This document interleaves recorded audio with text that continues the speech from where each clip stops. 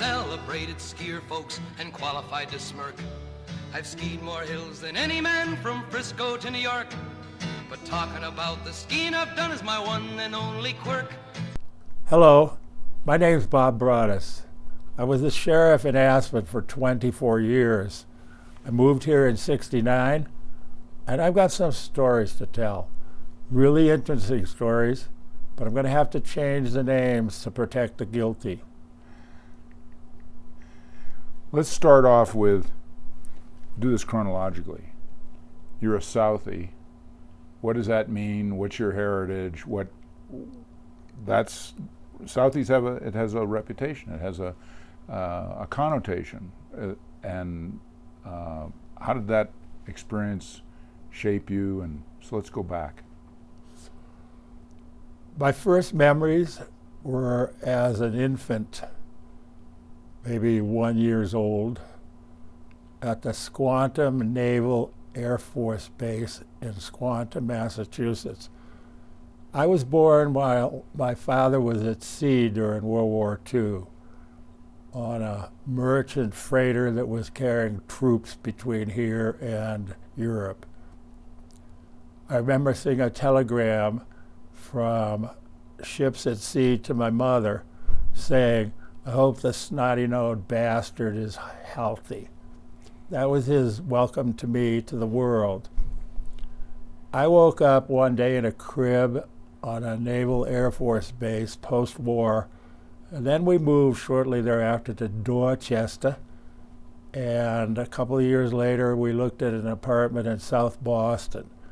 I remember carrying my model Texaco gas station with little cars and trucks that would pull into the lubrication bay and looking at what was to be my bedroom.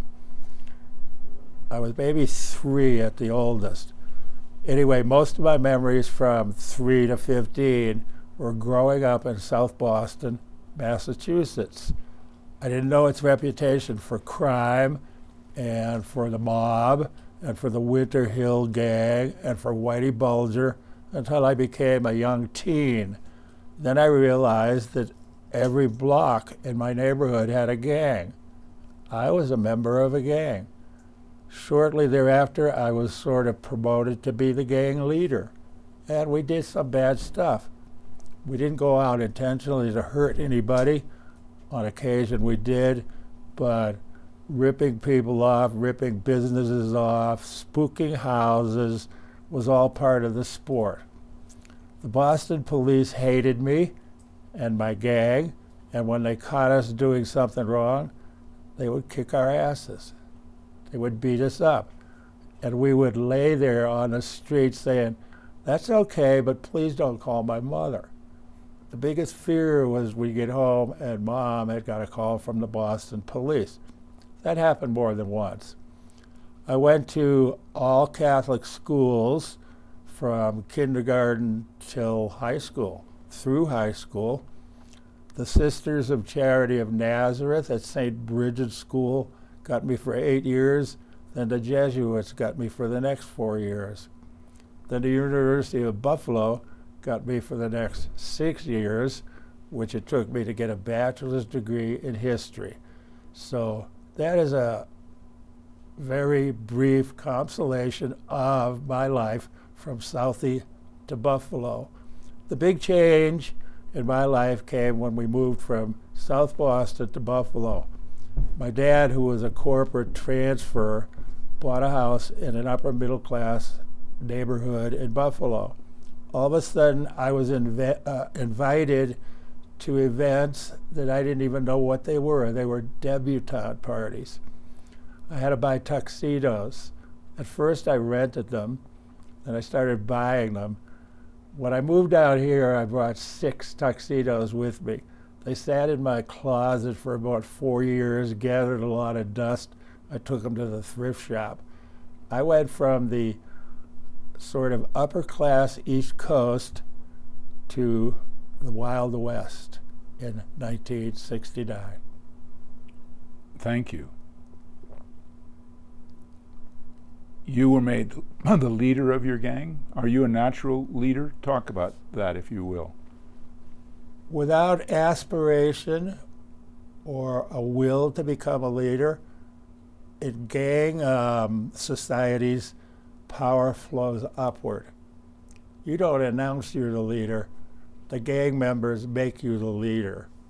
That happened to me 2 or 3 times in Boston.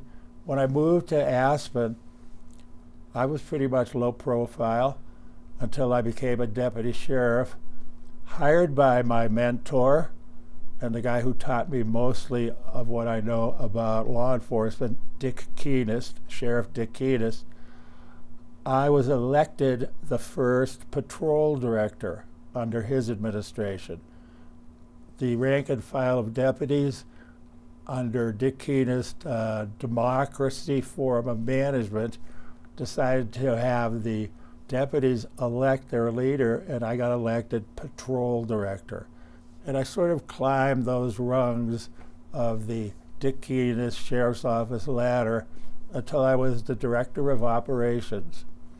Dick Keenest laid a lot of the responsibilities on me. I met them, and then I was appointed county commissioner. Michael Kinsley resigned to take a job with Rocky Mountain Institute, and he asked me to apply for his vacancy. I sort of laughed at Michael. I said, hey, 100 guys that want to be commissioner without running for it are going to apply. What chance do I have? He said, just trust me, apply. So I filled out the application to replace Michael Kinsley as a county commissioner. Several months went by when I got a call from my secretary. She said, you got it. I said, I got what? She said, you're the next commissioner, which meant I had to resign my job with the sheriff's office because of inherent conflict of interest. The commissioners form the budget for the sheriff. They control his finances. You can't be a commissioner and a deputy sheriff. So I resigned a job that paid twice as much as commissioner. One of my daughters was still in college. I remember paying her tuition with a Visa card, and I think I'm still paying that off. It lived through the last 30 years. But Dick Keenest eventually asked me to replace him when he retired. So in 1986, I decided that land use and zoning, which is 95% of a commissioner's workload, a real yawn, wasn't for me. Public safety was where I belonged.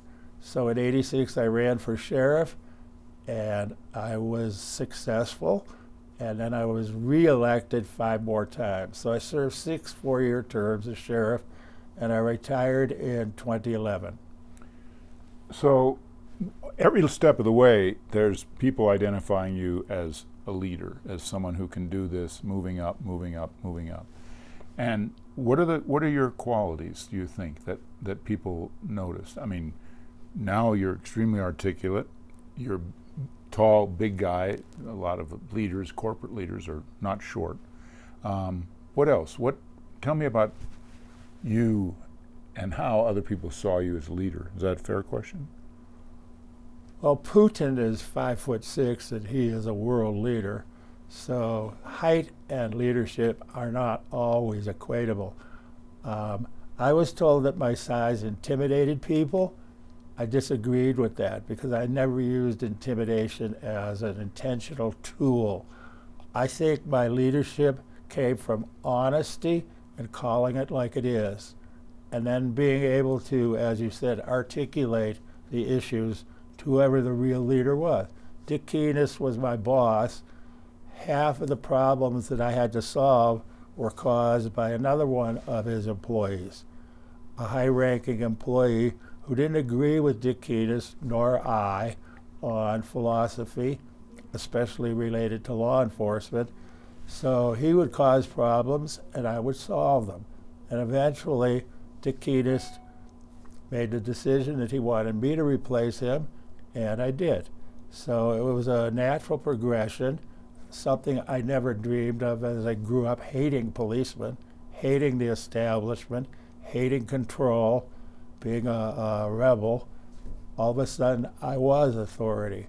And I believe that my flexibility, my willingness to listen to anybody's pitch and then make a decision based on the common sense of what they were pitching, led to my being accepted by the rank and file in the sheriff's office, and eventually the rank and file of the electorate of Pitkin County, Colorado.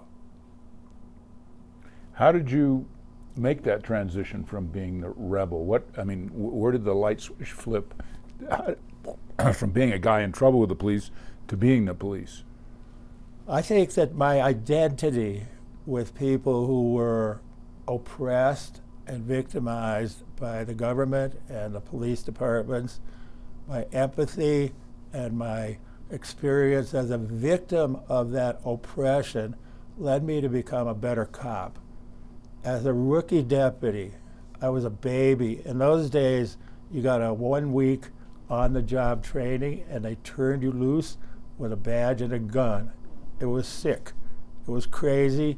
I was untrained, but after a year of being an untrained rookie, you had to go to the police academy. So it was almost a year between the day I was hired until the day I went to the police academy and learned what it was all about. During that period of time, I made a lot of decisions. When you're a cop on the beat, on the road in Pitkin County, you're a road deputy. You are the one person on duty for 1,000 square miles. You have to make a lot of decisions on your own. You cannot reach a supervisor or a boss by radio. There are dead spots. We didn't have cell phones then.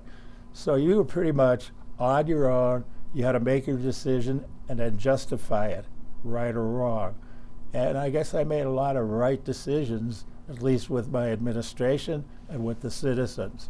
Because when I ran for sheriff in '86, I had been a commissioner for 2 years. That was my first dip into political waters.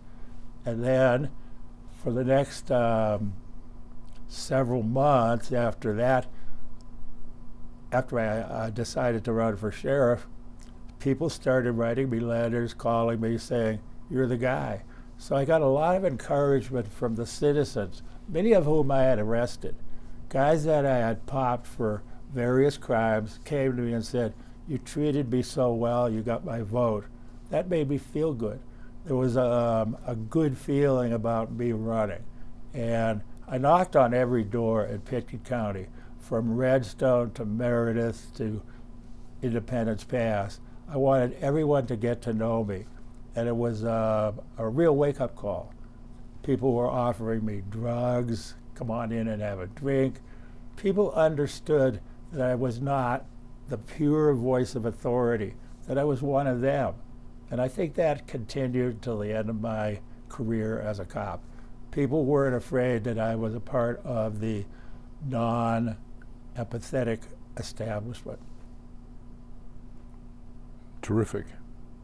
You came to Aspen, you didn't come to be a policeman, you came to be a ski bum, or to just dive into Aspen and see what happened. You want to talk about you arrive, why this place as opposed to Vail, Steamboat, Sun Valley, Mammoth, whatever, and what you felt when you got here and how you survived in the beginning.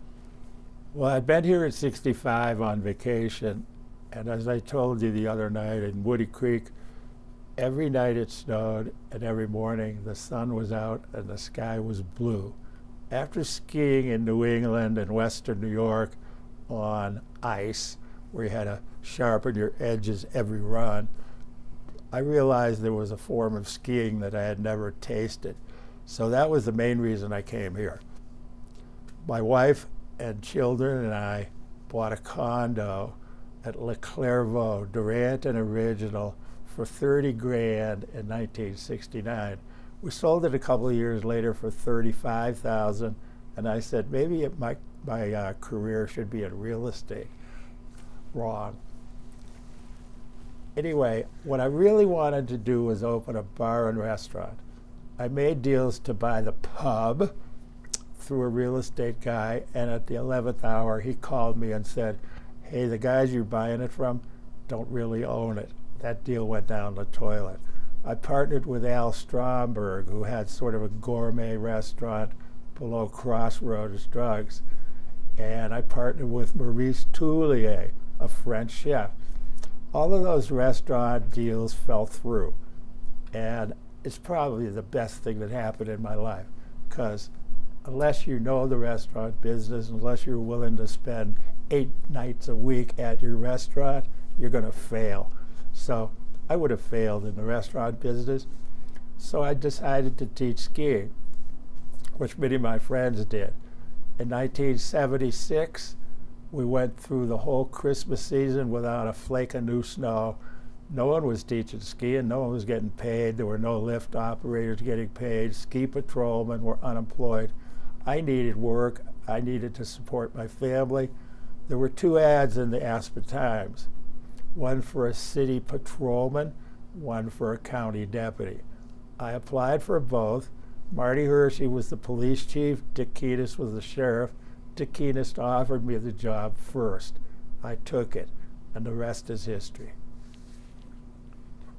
Would you call yourself, even though you had a family, talk about your family and you as a dad, as a husband? My wife and I raised my children until she had some serious medical problems.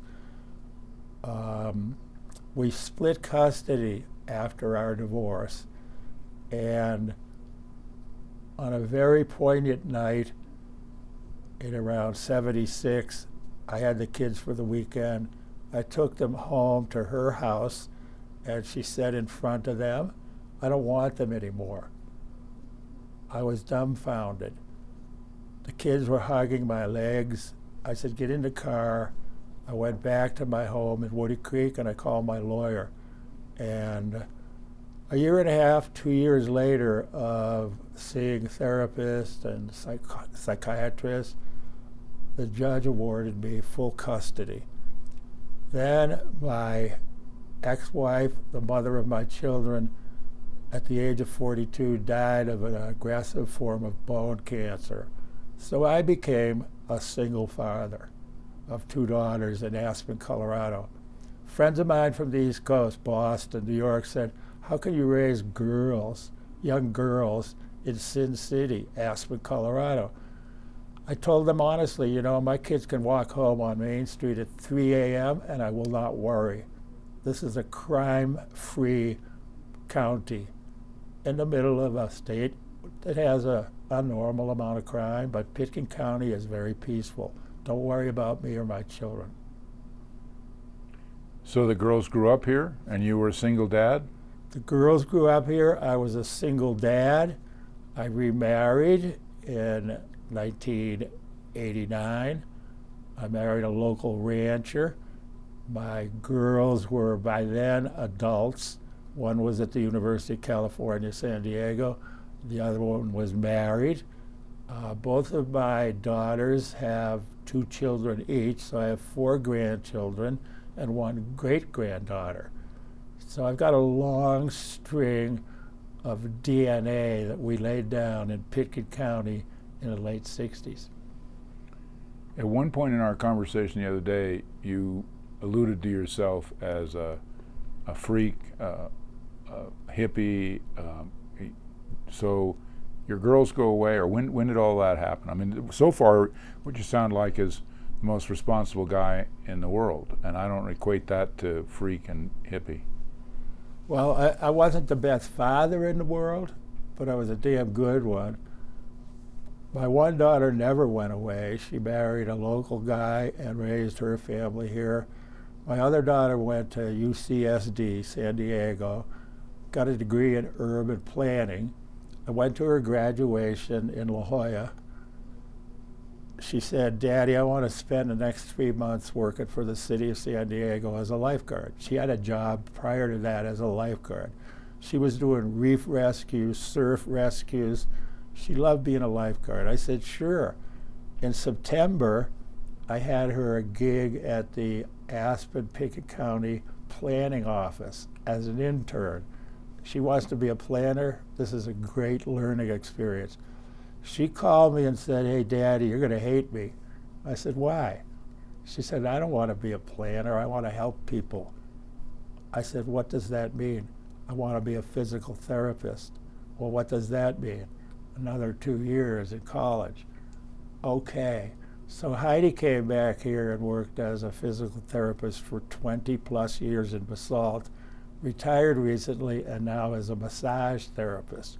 She went to Eagle and took an 18-month certified massage therapist course, and that's what she's doing.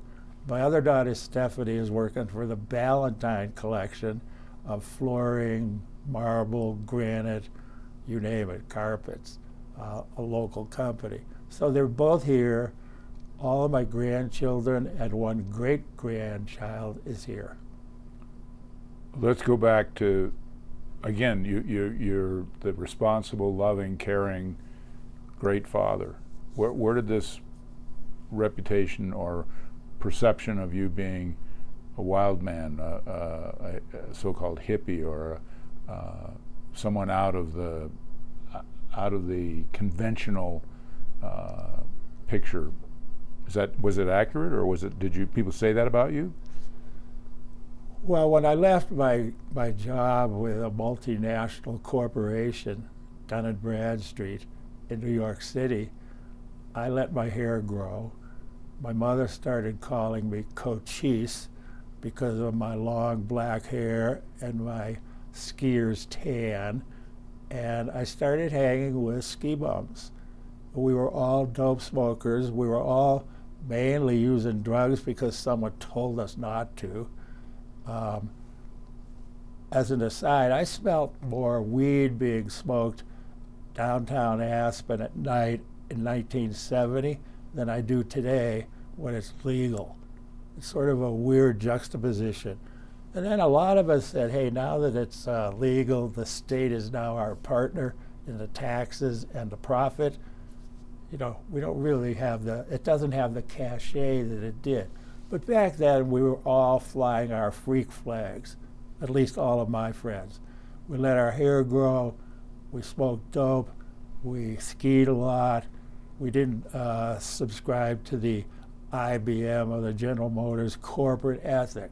And we were basically making a statement that we could have a cosmopolitan town in the Rocky Mountains, protect the environment before it's used up, and still benefit from the music associates and some of the educational and artistic benefits that flowed through Aspen, Colorado. So it was a perfect combination of what we liked back east and what we were trying to say in the Wild West. Well, let's go back to something you sort of addressed, but I'll ask you to talk about it a little more. Again, you're smoking dope, you're a rebel, you're doing things your way, and that does not seem to be the foundation for someone who was a cop. At some point, were you laughing at yourself when you took the help wanted ad and went to be a sheriff for Dick Keenest? I mean, it's like someone who lived over here and all of a sudden says, okay, I'm going to move over here and I'm going to be absolutely different than I was, or were you the same? Do you follow where I'm going here? I do. I didn't change a bit. I didn't lose any friends, and I felt that my experience with the counterculture made me a better cop. I was much more sympathetic to the guy. If I walked into a men's room and there was a guy snorting some cocaine off of his buck knife, most deputy sheriffs would have hooked him up, handcuffed him, and pulled him in. I said, hey, don't do it so stupidly, keep it below the radar. I was one of them, at the same time the voice of authority. I always questioned authority, and I always questioned why police policies were etched in granite when every community is different. My spiel back then was Aspen and Pitkin County are way too complex to have one role model. They have to have a bunch of role models. Maybe I'll be just one of them. And fortunately, Dick Keenest, my mentor, gave me the courage to take on the federal government, heavy authority, not bend over to the vocal minority, You know, I was asked by the superintendent of schools after I was elected to bring in a dope-smoking German Shepherd to sniff all their lockers. I said, you know, you can do that. I'll give you the name of companies that rent dogs that you can bring in, but I won't do it. And if you do it, I recommend you give them a 24-hour notice, so you're not busting a bunch of innocent kids that just have a joint in their backpack. Well, he listened to me. He didn't do a surprise raid. So there was always that dividing line between dopers and non-dopers. And I used to give a lot of speeches to Rotary clubs, Snowmass Rotary, Carbondale Rotary, Aspen Rotary. And from year to year, I would start my speech by saying, how many of you Rotarians, by a show of hands, could at least entertain a dialogue about legalizing marijuana? And I'd say in the late 80s, 30% of them would hold up their hands. And they were the oldest, richest, and smartest guys in the audience. Towards the end of my speech-giving days, it was closer to 90%. People realized that legislating against morality is a loser. You know, we tried it with prohibition, a bad experiment. Today, I think there are still a lot of prohibitionists against weed. They would love to see weed pushed back into the illegal box. But I think the cat's out of the bag, the barn, the horse is out of the barn. I don't think Jeffrey Sessions, Attorney General, could ever shove legal weed back into the box in Colorado, Washington, and those other states. Were you ever conflicted? Did you ever say, by definition as a sheriff, I'm supposed to arrest these people. I'm supposed to put them in jail or punish them somehow, and yet I'm not going to do that. That's an interesting dichotomy for me, and it some people would say it's either brazen or it's courageous. I don't know what. I think it was intelligent. I was given total discretion by my boss, Dick Keatist. Prosecutorial discretion lies in the hands of the district attorney. The district attorney sees people based on police discretion. So when you start, the bottom of the food chain is the cop who makes the arrest or doesn't make the arrest. If he makes the arrest, it's handed over to the prosecutor, and what happens beyond then is not up to the cop. But where the rubber meets the road is where the cop runs into the guy committing the crime. If I considered someone not that big a threat to the social fabric, he's not a predator, it's not a violent crime, I had the discretion to take him home, to let him go, or to hook him up. And I was reinforced with that power by my boss. It's up to you. I hired you to make those decisions. I said, great. And I made those decisions. Yes, I made some bad decisions. I stopped 2 guys for speeding in Shell Bluffs one day. I let one go. I wrote the other one a speeding ticket because of attitude. They both worked for the Snowmass Ski School. When they got to the locker room, they compared notes. And the guy who got the ticket pled not guilty in court, alleging that I had stopped his colleague for the same 65 and a 45 or whatever it was, and let him go. And the judge had questions. Why did I write this guy and not that guy?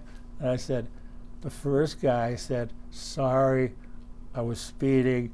I was safely speeding, but I knew I was speeding. You got me. And I said, okay, I'm going to give you a warning. The other guy accused me of having a bad radar gun, not knowing what I was doing. I said, okay, let's let the judge decide. So as a baby rookie deputy, you learn by making mistakes. You have to be able to defend your decisions. That was the one thing I learned there. If someone says, why did you do that and not that, you had to have an explanation, which for the most part I always did. But there were times when I felt like a hypocrite, If I arrested someone for drunk driving, knowing that I had perhaps done it a few times and made it home, I felt bad for that guy.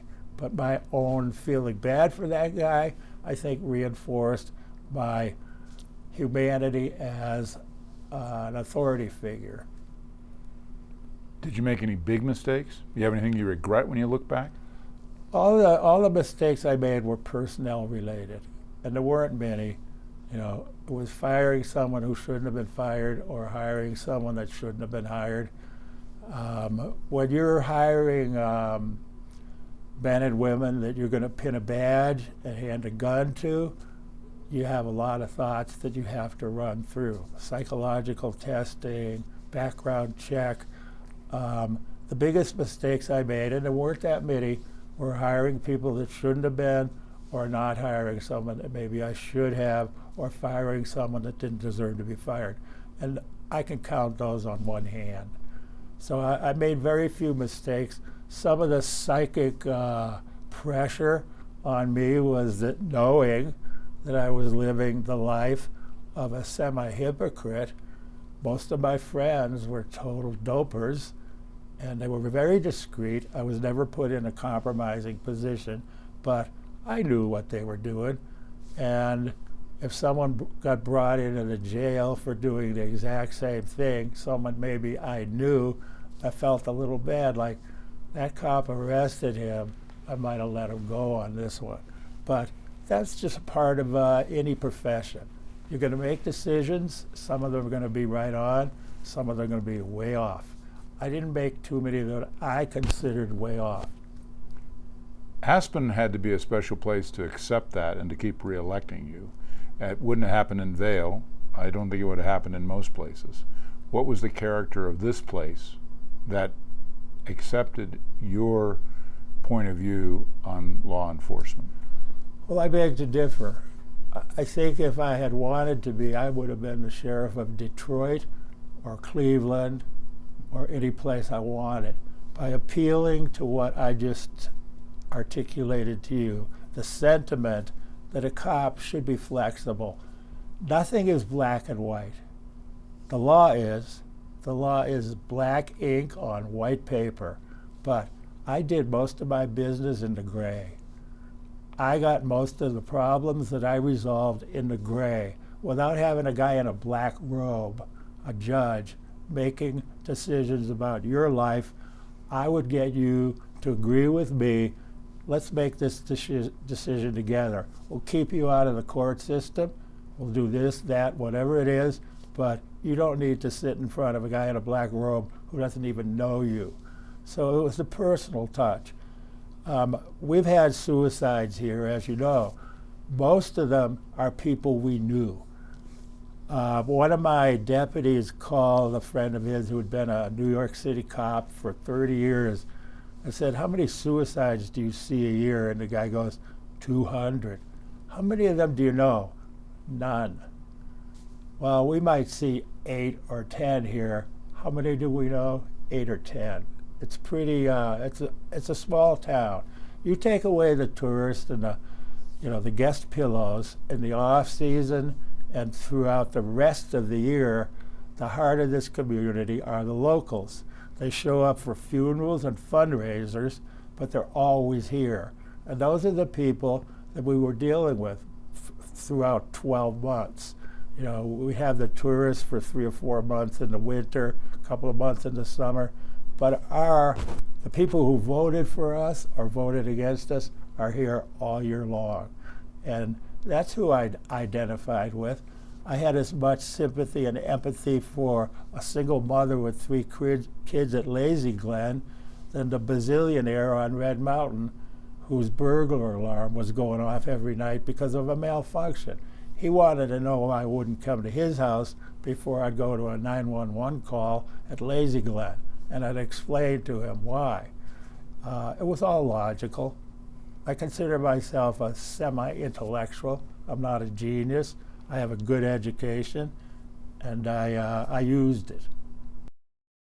Let's talk about some of the famous people you had relationships with, and of course the most conspicuous is Hunter. How did that come about? How did you get to be a buddy of a writer, a counterculture guy, a different sort of conscience for America. Talk about that and the other people you might have met along the way of fame.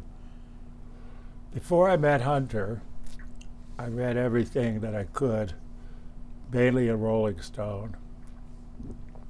I read Hell's Angels. Fear and Loathing in Las Vegas hadn't come out yet.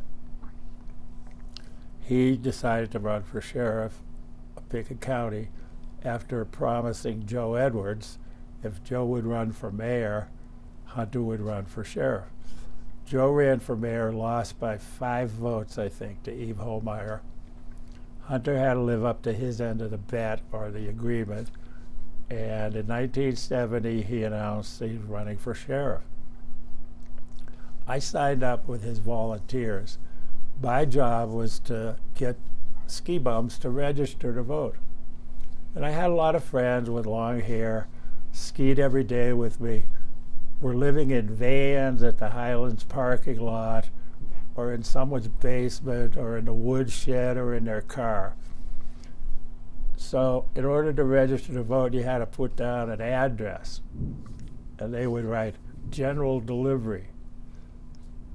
Well, where's your physical address? Highlands parking lot, van. And we took those to the county clerk, and she accepted them. She said, unless there's a challenge, these people can vote. So we started snowballing. We called it freak power. The opposition called us freaks.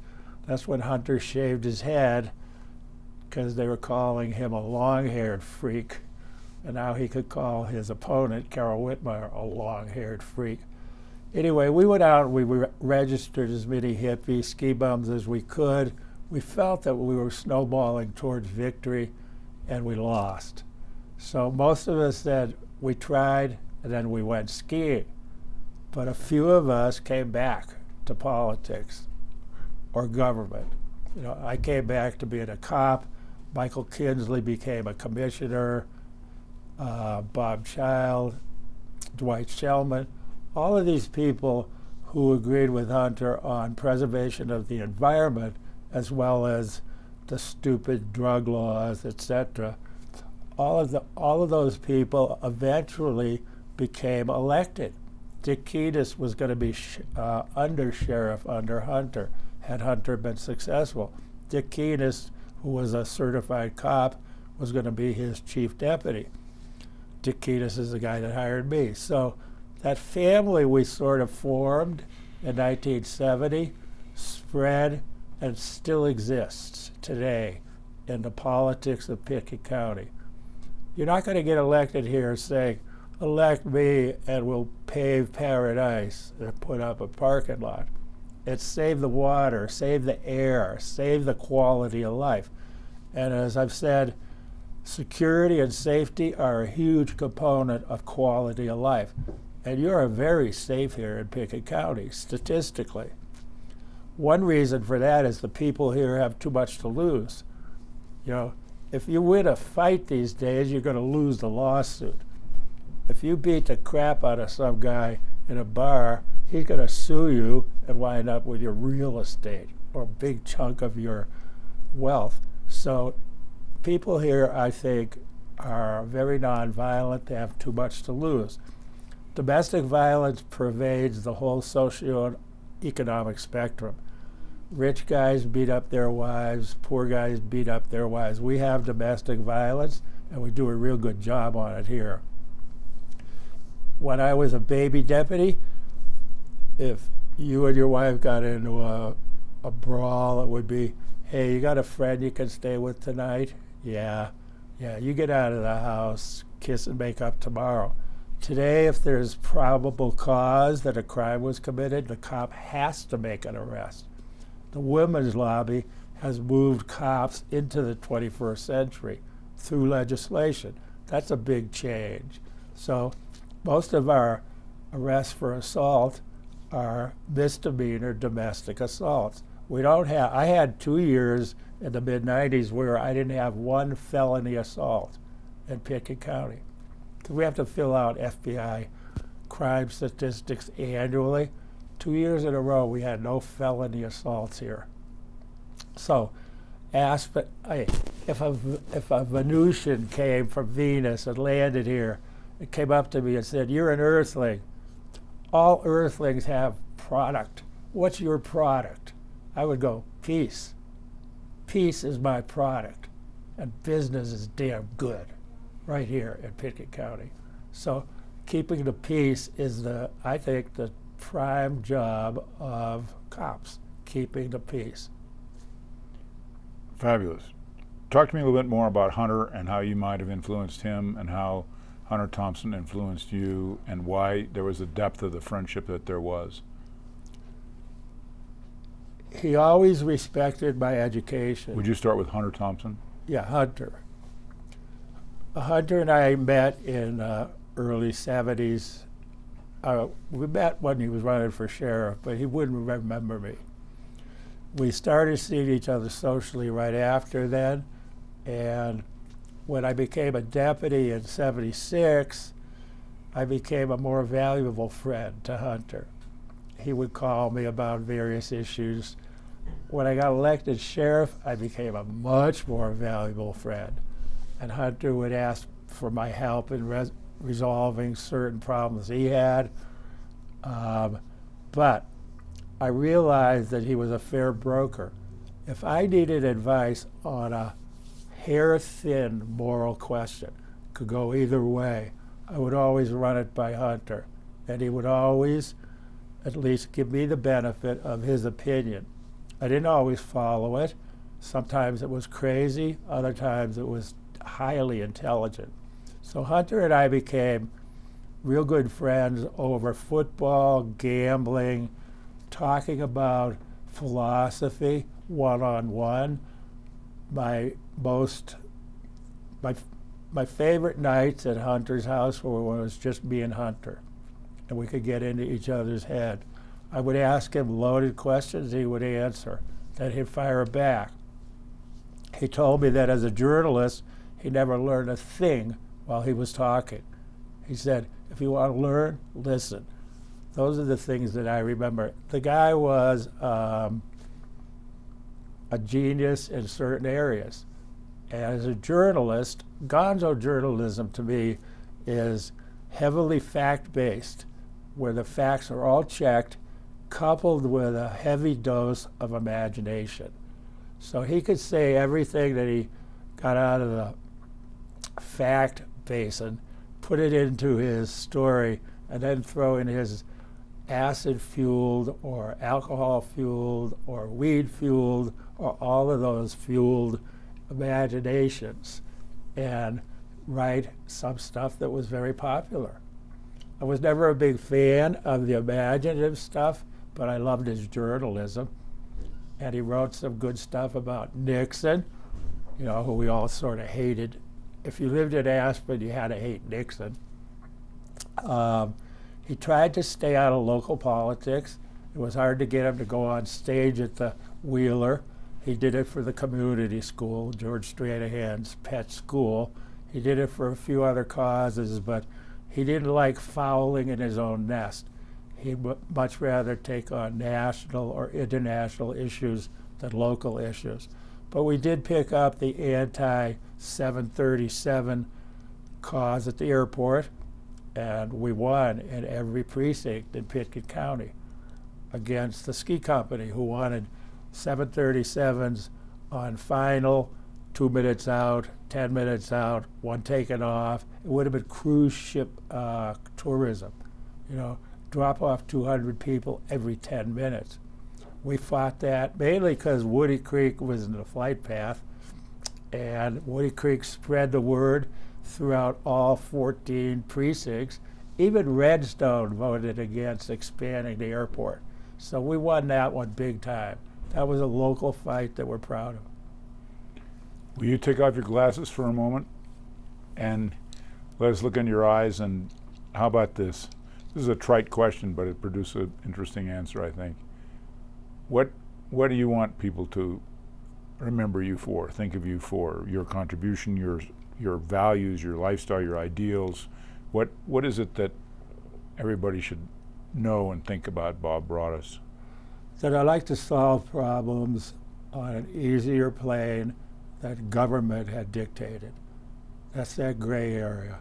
I like to help people get out of the muck and the mess they were in without the traditional employment of lawyers, getting arrested, winding up in jail, not having the bond, maybe going to prison.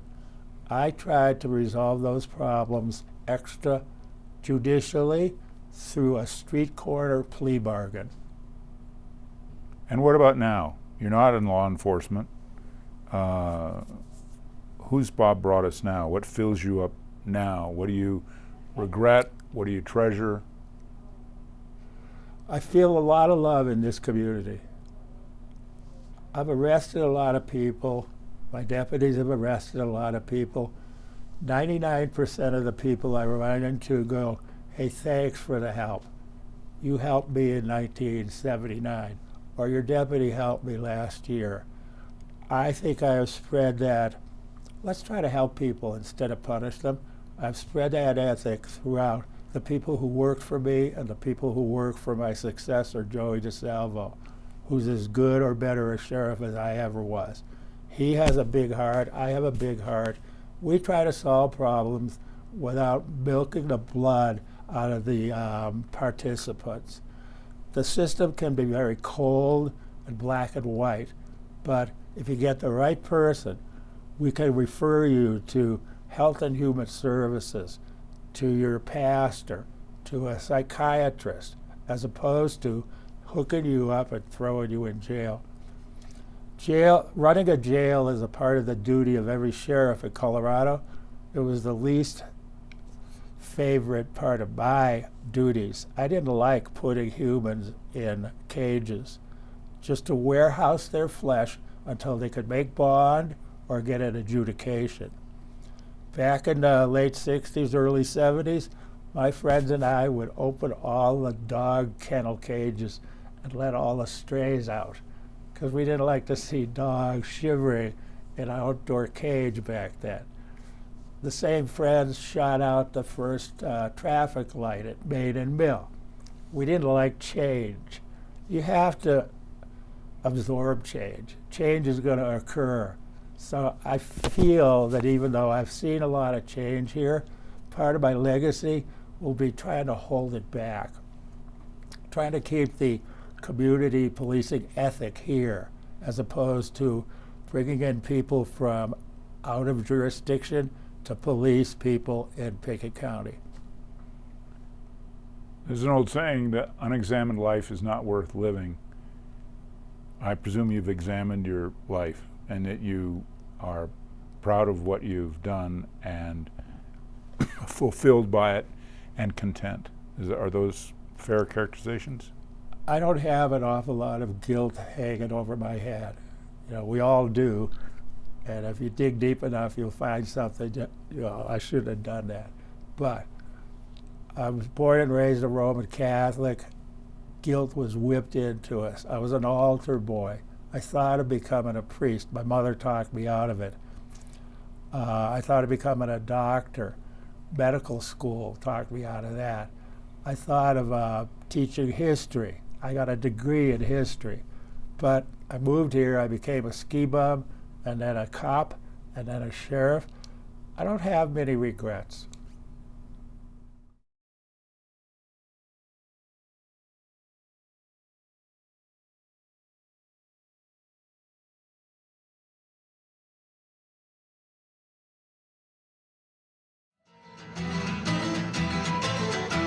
I'm a celebrated skier, folks, and qualified to smirk. I've skied more hills than any man from Frisco to New York. But talking about the skiing I've done is my one and only quirk.